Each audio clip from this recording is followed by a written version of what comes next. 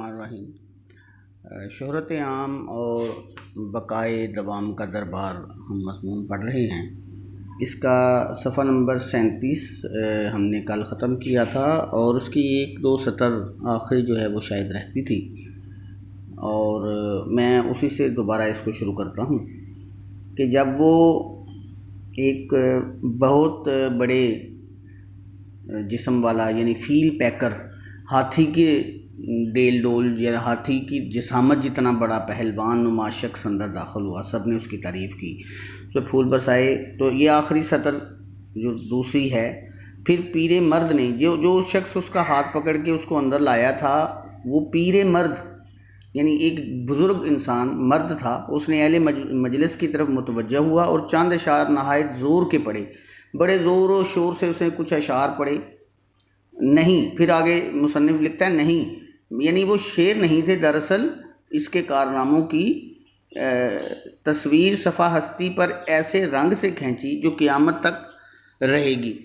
یعنی وہ شعر نہیں تھے، دراصل اس نے پوری سیرت ہی بیان کر دی، پوری اس کی جو تاریخ ہے اس کی زندگی کی وہ بیان کر دی۔ بہادر پہلوان نے اٹھ کر اس کا شکریہ ادا کیا اور گل فردوس کا ایک طرہ اس کے سر پر آویزاں کر کے دعا کی کہ الہی یہ بھی قیامت تک شگفتہ اور شاداب رہے۔ گل آپ کو پتہ ہے کہ پھول کو کہتے ہیں، تو فردوس ویسے تو جنت کا بھی نام ہے، تو گل فردوس پھول ہی کی قسم ہے ایک۔ تو پھر اس تعریف کے جواب میں اس شخص نے اٹھا اور اس نے اس کے سر پہ ایک ترہ، دراصل یہ بار بار لفظ آیا ہے، ترہ کا مطلب ہم پگڑی بھی لے سکتے ہیں، ٹوپی بھی لے سکتے ہیں، تاج بھی لے سکتے ہیں، کوئی ایک خاص شکل کی کوئی جو ٹوپی ہوگی اس کو ترہ کہا جاتا ہے۔ اس کو یہاں ہم یہ سمجھ لیتے ہیں، اس کے سر پہ پھولوں کا ایک تاج رکھا اور کہا کہ یا الہی یہ بھی قیامت تک شگفتہ اور آداب رہے، یعنی شاداب رہے، یعنی تر و تازہ رہے۔ تو اس شخص نے اس کی تعریف کا یہ جواب دیا۔ تمام اہل محفل نے جب وہ پہلوان نے اس کا شکریہ ادا کیا تو آمین کہی۔ معلوم ہوا کہ وہ بہادر ایران کا حامی شیر سیستانی رستم پہلوان ہے، یعنی وہ جو آنے والا شخص ہے وہ دراصل رستم تھا۔ آپ کو شاید پہلے کسی سبق میں میرا خیال ہے موقع نہیں ملا ہوگا، رستم اور سہراب دو ایران کے بڑے بہادری کے حوالے سے مشہور کردار ہیں، ایرانی ادب میں ہیں، دونوں باپ بیٹا تھے۔ رستم جو تھا وہ باپ تھا اور سہراب اس کا بیٹا تھا۔ تو یہ جو شخص آیا تھا یہ تھا رستم، اور اس کا یہاں پہ جو استقبال ہوا اس کا یہاں پہ تذکرہ آپ نے سنا کہ وہ جب آیا تو اس کے لیے پھر وہ سب جو ہیں وہ کھڑے ہوئے۔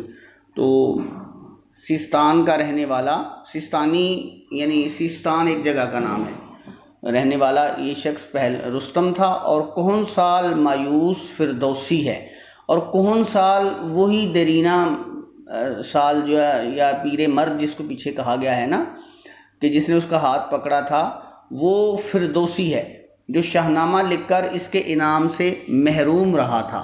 یعنی یہاں چونکہ ہر جگہ پہ ہی، ہر سطر پہ ہی ایک شخصیت کا تذکرہ ہے، تو یہاں پہ پہلے رستم کا ذکر ہوا، پھر اس کا ہاتھ پکڑ کے اندر لانے والا شخص جو بڑا مایوس بھی نظر آ رہا تھا اس کو فردوسی کے نام سے بتایا گیا۔ فردوسی کون تھا؟ فردوسی جو تھا یہ ایران کا ہی رہنے والا، توس ایران کا ایک شہر، وہاں کا رہنے والا ایک شخص تھا۔ اس نے ایک بہت طویل نظم لکھی تھی جس کا نام تھا شاہنامہ فردوسی، اور اس کی بڑی شہرت بھی ہوئی، اس میں تقریباً 60,000 کے قریب اس نے شعر اس میں کہے تھے۔ تو کہا جاتا ہے کہ اس کو پھر اس کا انعام نہیں دیا گیا تھا جس بادشاہ کے کہنے پہ اس نے لکھی تھی، کوئی اس طرح کی کوئی کہانی ہے، لیکن وہ ہمارا اس وقت موضوع نہیں ہے۔ موضوع یہ ہے اور مقصود اور مطلوب یہ ہے کہ جو پڑھا جا رہا ہے ہم اس کو ہی سمجھ لیں تو ہماری تشریح کے لیے اتنا مواد میسر ہو سکتا ہے کہ ہم امتحان میں اس کے نمبر لے سکتے ہیں۔ فی الحال تو ہم یہیں تک اپنے آپ کو محدود کریں گے کہ وہ شخص جو تھا آنے والا، جس کی شان بڑھا کے بیان کی اور شعر کہے تھے اس شخص نے، شعر کہنے والا شخص جو پیر مرد یعنی بزرگ تھا وہ فردوسی ایران کا شاعر تھا، اور آنے والا بھی ایران کا مشہور بادشاہ سیستان کا رہنے والا رستم پہلوان تھا۔ جب یہ معاملہ ہوا، بعد اس کے ایک نوجوان آگے بڑھا جس کا حسن شباب نوخیز اور دل بہادری اور شجاعت سے لبریز تھا۔ پھر ایک نوجوان آگے آیا جو بہت خوبصورت تھا، شباب پر جوان تھا، نوخیز تھا، نئی نئی جوانی آئی تھی، دل اس کا بہادر تھا اور شجاعت سے بھرا ہوا تھا، سر پر تاج شاہی تھا، مگر اس سے ایرانی پہلوانی پہلو چراتی تھی، یعنی وہ اس کے سر پہ بھی ایک بادشاہوں جیسا تاج رکھا ہوا تھا اس نوجوان کے سر پر۔ تو پہلو چرانا کا مطلب ہوتا ہے یعنی خوف کھانا، یعنی ایرانی پہلوان بھی اس سے ڈرتا تھا۔ اب یہ جو نوجوان سامنے آیا نا، اس پوری عمارت میں جو ایک جو کہہ لیں مشہور نامور لوگوں کا ایک ہجوم تھا، اس میں جو نوجوان آگے بڑھا وہ اس کی شان بیان ہو رہی ہے۔ بہت سے مورخ ساتھ اس کے حکمت یونانی سر پر چتر لگائے ہوئے تھی۔ چتر کا مطلب چھتری جسے آج کل ہم بولتے ہیں نا، یعنی اس کے سر پہ سایہ کیا ہوتا۔ حکمت یونانی کہا کہ اس کے سر پر حکمت یونانی کا سایہ نظر آ رہا تھا، یعنی وہ یونان سے اس نوجوان کی نسبت تھی۔ یونان ایک ملک کا نام ہے، اور اگر جو پڑھے لکھے بچے ہیں وہ سمجھ رہے ہوں گے کہ یہ بھلا کس کا ذکر آنے والا ہے آگے۔ میں نے لوگوں سے پوچھا، مصنف کہتا ہے میں نے لوگوں سے پوچھا، مگر سب اسے دیکھ کر ایسا محو ہوئے کہ کسی نے جواب نہ دیا۔ مصنف کہتا ہے کہ میں نے لوگوں سے پوچھا کہ یہ کون ہے، لیکن اس کے حسن اور اس کے شان و شوکت اور نوجوان کی اور اس کے اوپر حکمت کے سائے کو دیکھ کر بڑے مبہوت ہوئے اور کوئی بولا نہیں آگے سے۔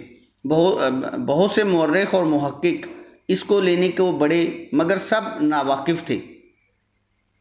یعنی مورخ کہتے ہیں تاریخ لکھنے والا اور محقق کہتے ہیں تحقیق کرنے والا، تو لینے کے بڑے یعنی اس کے بارے میں وہ اس کو لینے کے لیے آگے تو بڑے اس کا استقبال کے لیے، لیکن انہیں معلوم نہیں ہو رہا تھا یہ تھا کون۔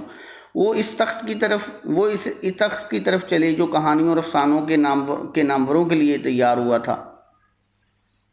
وہ اسے لے کر اپنے ساتھ اس تخت کی طرف لے چلے، یعنی وہاں پہ سیٹیں لگی ہوئی تھی نا، جیسے کوئی فنکشن نہیں ہوتا، مثلا وزیر اعظم صاحب نے آنا ہے تو اس کے سامنے کوئی سیٹیں لگی ہوں گی کہ یہاں پہ فلاں وزیر بیٹھے گا، فلاں وزیر بیٹھے گا، یعنی وہ خاص فکس جو مخصوص نشستیں تھیں وہاں بنی ہوئی تھیں۔ وہ اسے ان نشستوں کی طرف لینے کے لیے چلے جو کہانیوں اور افسانوں کے ناموروں کے لیے تیار ہوئی تھیں نشستیں، یعنی جو کہانیاں لکھنے والے یعنی مصنفین اور افسانے لکھنے والوں کے لیے تیار ہوئی تھی۔ چنانچہ ایک شخص جس کی وضع اور لباس سب سے الگ تھا، جس کی صورت یعنی جس کا جو انداز تھا اور لباس تھا وہ سب سے الگ تھا، ایک انبوہ کو چیر کر نکلا۔ اس پورے انبوہ ہجوم لوگوں کے ہجوم کو چیر کر باہر نکلا۔ وہ کوئی یونانی مورخ تھا، اور وہ جو شخص نکلا باہر ان سارے لوگوں کو چیرتا پھاڑتا اس نوجوان تک پہنچنے کے لیے، وہ یونان کا کوئی تاریخ دان تھا، مورخ تاریخ دان تھا۔ اس کا ہاتھ پکڑا اور اندر لے جا کر سب سے پہلی کرسی پر بٹھا دیا، اور وہ اس کو اس عمارت کے اندر لے گیا، اسے سب سے بڑی کرسی پر بٹھا دیا۔ فرشتہ رحمت نے میرے کان میں کہا تم اس گوشے کی طرف آ جاؤ، اس کونے میں آ جاؤ تاکہ تمہاری نظر سب پر پڑے اور تمہیں کوئی نہ دیکھے، یعنی تم تو یہاں اجنبی ہو نا، تم تو صرف تماشائی ہو، تماشا دیکھنے آئے ہو۔ یہ سکندر یونانی ہے جس کے کارنامے لوگوں نے کہانی اور افسانے بنا دیے ہیں۔ پھر وہ اس نے بتایا، اس فرشتے نے جو اس کے ساتھ تھا، کہ یہ دراصل سکندر اعظم ہے جو یونان کا رہنے والا ہے۔ ہم نے اور آپ نے بھی سکندر کے نام کا بڑا ڈنکا سنا ہوا ہے، یعنی بڑی تعریفیں سنی ہوئی ہیں۔ سکندر جو تھا یہ حضرت عیسیٰ علیہ السلام سے تقریباً 350 سال پہلے پیدا ہوا تھا، قبل مسیح میں پیدا ہوا تھا، اور یہ مقدونیہ ایک جگہ ہے یونان میں، وہاں کا حکمران تھا، اور اس کا ایک استاد تھا ارسطو، وہ اس کا استاد تھا۔ یہ سکندر اعظم اس کو انگریزی میں الیگزینڈر بولتے ہیں، الیگزینڈر دی گریٹ۔ یہ 33 سال کی عمر میں مر گیا تھا، اور وغیرہ وغیرہ، اس کی پھر آگے تعریف ہے، لیکن بہرحال بڑا مشہور شخص ہے۔ یہ نہیں معلوم کہ واقعتاً یہ اس قدر مشہور تھا یا اسے افسانے اور کہانی لکھنے والے افسانوی کردار کے طور پہ مشہور بنا دیا گیا تھا، لکھنے والوں نے اسے مشہور بنا دیا تھا۔ یہ کہا جاتا ہے کہ یہ اتنا بڑا نہیں تھا جتنا اسے تاریخ والوں نے، مورخوں نے اور مصنفین نے بنا دیا تھا، لیکن بہرحال جی ہم یہیں تک محدود رہیں گے، آگے پیچھے نہیں جاتے۔ فی الحال ہم اپنے آپ کو سبق تک محدود کرتے ہیں۔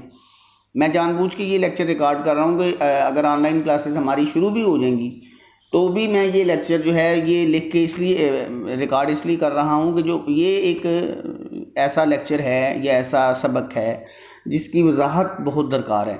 تو بہت سے بچے جو بعد میں بھی سمجھنا چاہیں، 2 دفعہ سمجھنا چاہیں، تو وہ اس کو سن لیں، اور ان کے سہولت کے لیے میں اضافی طور پہ ریکارڈ کر رہا ہوں، حالانکہ یہ ہمارے شیڈول میں تھوڑا سا آگے جا کے تھا، لیکن میں نے یہ مشکل سمجھ کے پہلے کر لیا تاکہ ہمارے بچوں کا فائدہ ہو جائے۔ اس کے پیچھے پھر آگے بڑھتا ہوں، یہ دوسرا پیراگراف شروع ہو گیا۔ اس کے پیچھے ایک بادشاہ آیا جس کے سر پر کلاہ کیانی اور اس پر درفش کاویانی جھومتا تھا، مگر پھریرا علم کا پارا پارا ہو رہا تھا۔ دیکھا آپ نے اس کے اندر انہوں نے کس طرح کے اجنبی، یا کہہ لیں آپ کے لیے اجنبی اور کافی نادر، یعنی کم استعمال ہونے والے جو ہیں الفاظ استعمال کیے ہیں۔ تو کہہ رہا ہے کہ اس کے پیچھے پھر یہ ہوا کہ ایک اور شخص داخل ہوا، یعنی یہ مختلف لوگوں کے کہہ لیں وہاں پہ تعارف بتائے جا رہے ہیں نا، کہ جس کے سر پہ کیا تھا، کلاہ کیانی اور درفش کاویانی۔ تو آپ کو معلوم ہے کہ کل بھی ہم نے درفش کاویانی بتایا تھا کہ یہ ایرانی سلطنت کا ایک جھنڈا تھا، ایران کی سلطنت تھی، اس کی ایک کہانی بھی ہے پیچھے، اگر آپ اپنی ہیلپنگ بک میں بھی دیکھیں گے تو اس کے ساتھ ایک مزیدار کہانی بھی چھوٹی سی ہے کہ وہ ایران کے جنگوں میں یہ استعمال ہوتا تھا، چمڑے کا بنا ہوا جھنڈا، درفش کاویانی۔ وہ ایک اور شخص آیا جس کے اوپر بھی، جس کی کہہ لیں کہ جس کے اوپر سایہ کیا ہوا تھا کس نے، کلا پھر وہی آ گیا، تاج، پگڑی، ٹوپی، کوئی بھی اس کا نام ہے، کلا اس کو بولتے ہیں۔ کیانی میں نے وہی بتایا تھا نا کہ کوئی قابل ہو تو ہم شان کئی دیتے ہیں، شان کئی، کیانی خاندان، اس سے کئی خاندان تھا یہ ایران کا، وہ بھی ایران کے خاندان کئی سے تھا، اور اس پر بھی ایرانی درفش کاویانی، یعنی وہ جھنڈا لہرا رہا تھا اس کے ساتھ بھی، مگر پھریرا علم کا پارا پارا ہو رہا تھا۔ یہاں لفظ یہ علم ہے میرے خیال میں، علم جھنڈے کو بولتے ہیں، پھریرا یعنی اس کا لہرانا، اس کا کپڑا پارا پارا اور پھٹ رہا تھا، وہ آہستہ آہستہ اس طرح آتا تھا گویا اپنے زخم کو بچاتے ہوئے آتا ہے، یعنی وہ آہستہ آہستہ چل رہا تھا، رنگ اس کا زرد تھا اور شرم سے وہ سر جھکائے ہوئے تھا۔ جب وہ آیا تو سکندر بڑی عظمت کے ساتھ استقبال کو اٹھا اور اسے اپنے برابر بٹھا لیا، باوجود اس کے کہ جس قدر سکندر زیادہ تعظیم کرتا اسی قدر اس کی شرمندگی زیادہ ہوتی جاتی۔ وہ دارا بادشاہ ایران تھا۔ یہ اب 3 کردار ہم نے جو ابھی پڑھا ہے نا آج کا سبق، اس میں 3 کردار ایران کے آگے، تو ایران ایک بڑی پرانی تہذیب ہے۔ وہ اب آپ نے سنا ہوگا علامہ کا شعر، کچل ڈالا تھا جس نے پاؤں میں تاج سرے دارا، مگر یہ علامہ کی ایک ہے خطاب بہ نوجوانان اسلام، اس کا ایک شعر ہے، کچل ڈالا تھا جس نے پاؤں میں تاج سرے دارا۔ تو سرے دارا ایران کا ایک مشہور اور بادشاہ تھا، لیکن وہ شرمندہ آ رہا تھا، اور اس کی شرمندگی کی جو وجہ ہے وہ آگے اگر اس نے بیان کی تو میں بھی بیان کر دوں گا۔ فی الحال یہاں میں نے کہا نا کہ محدود رکھنا ہے ہم نے سبق تک اپنے آپ کو۔ رستم اس کی تعظیم کرتا تھا، رستم اس کا پہلوان تھا، اس کے لشکر کا پہلوان تھا، لیکن بہرحال وہ اپنا جو ہے نا وہ شرمندہ آیا، تعظیم اس کی ہوئی، لیکن وہ آرام سے بیٹھ گیا۔ تو جتنا سکندر اس کی عزت کرتا اتنا ہی وہ شرمندگی کا اظہار کرتا۔ بعد اس کے جو شخص آیا اگرچہ وہ سادہ بزا تھا، یہاں تک جو شاعر نے مصنف بیان کر رہا ہے اس کے مطابق جو 3 شخصیات، ایک تو ہوا فردوسی تھا، ایک ہوا رستم اور ایک ہوا دارا، 3 ایران سے ہیں اور ایک یونان سے ہے۔ ان کا تھوڑا سا مصنف نے اس کو اکٹھا اس لیے کیا ہے، اور اس کی شرمندگی چلے میں اس کو بتا ہی دیتا ہوں کہ اس کی وجہ کیا ہے۔ اس کی وجہ یہ تھی کہ دراصل سکندر اعظم نے یونان سے آگے ایران کے بادشاہ دارا کو شکست دی تھی۔ یہ وہاں سے اپنی سلطنت جب چھوڑ کے بھاگا تو کہیں جا کے روپوش ہو گیا، اور اسی روپوشی میں پھر اس کو کہیں قتل کر دیا گیا تھا، اس وجہ سے یہ شرمندہ تھا۔ تو اسی کی جو سکندر اعظم کی نے دارا کی بیٹی، اس کا نام تھا رخسانہ، اس سے اس نے شادی کر لی تھی، اور رخسانہ نے پھر اپنے باپ کے بدلہ لینے کے لیے سکندر اعظم کو زہر دے دیا تھا۔ یہ تھا چونکہ آپس میں ان کا تعلق تھا، اس لیے مصنف نے بھی ان کو اکٹھا ہی شامل کیا اس عمارت میں جس پہ شہرت عام اور بقائے دوام کے سر پہ تاج سجائے ہوئے لوگ بیٹھے ہوئے تھے۔ تو کہتا ہے اس کے بعد اگرچہ جو شخص آیا، یہ میں نے پہلے والے کی وضاحت تھوڑی دوبارہ کر دی، اس میں پڑھ تو یہی رہا تھا، اگرچہ وہ سادہ وضع تھا، یعنی اس کی وضع کا تھا، اس کا لباس سادہ تھا، مگر قیافہ روشن اور چہرہ فرحت روحانی سے سرشار تھا۔ قیافہ روشن کا مطلب ہے کہ وہ اندازہ لگانے والا نظر آ رہا تھا، یعنی اس کے پاس اندازہ لگانے کی صلاحیت اتنی روشن تھی کہ وہ سب کو معلوم ہو گیا کہ یہ قیافہ شناس ہے، یہ اندازہ لگانے والا ہے۔ اور فرحت روحانی سے شگفتہ خوش نظر آ رہا تھا، چہرہ اس کا چمک رہا تھا۔ جو لوگ اب تک آ چکے تھے ان سب سے زیادہ عالی رتبے کے لوگ اس کے ساتھ تھے۔ اب تک آنے والے ہر شخص سے زیادہ کہہ لیں روشن چہروں والے اور عالی رتبے والے شخصوں کا گروہ اس کے ساتھ تھا۔ اس کے دائیں ہاتھ پر افلاطون اور بائیں ہاتھ پر جالینوس تھا۔ یہ افلاطون اور جو جالینوس ہیں یہ بہت بڑی شخصیات ہیں علم کے میدان میں۔ افلاطون تو ایک فلسفی تھا اور جالینوس جو ہے وہ حکمت کے حوالے سے یا حکیم جالینوس بھی اسے کہا جاتا ہے، وہ بڑے مشہور۔ اس کا نام سقراط تھا، اور آپ کو یاد ہے آپ کی کتاب میں دوسرا سبق ہے شاید سقراط کا، اور سقراط کتنی بڑی ہستی تھا۔ تو یہ ہوا اندازہ اس سے بھی، اور مصنف نے بھی کیا کہ تھا تو وہ سادہ لیکن اس کے ارد گرد بہت بڑے بڑے لوگ اکٹھے تھے۔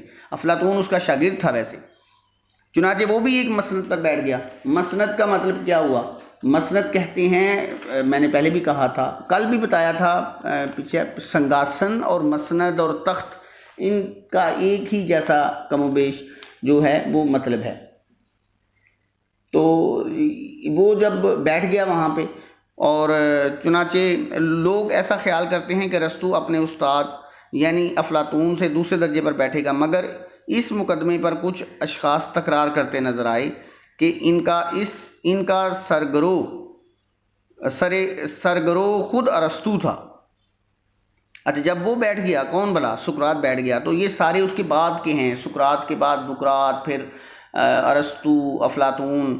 تو لوگوں کا خیال تھا کہ ارسطو جو ہے وہ اپنے استاد، یعنی ارسطو بہت بڑا نام ہے تاریخ علم میں اور تاریخ فلسفہ میں، فلسفے کی تاریخ میں، وہ اپنے افلاطون سے دوسرے درجے پہ بیٹھے گا، یعنی اس کے پیچھے بیٹھے گا، پیچھے ہٹ کے بیٹھے گا۔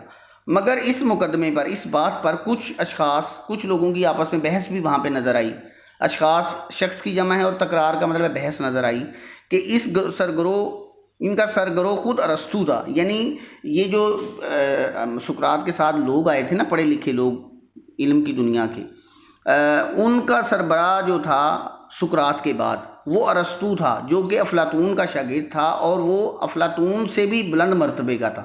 یعنی بات یہاں پہ یہ آ رہی ہے کہ لوگوں نے کہا کہ نہیں، یہاں دوسرے نمبر پر ارسطو کو بیٹھنا چاہیے۔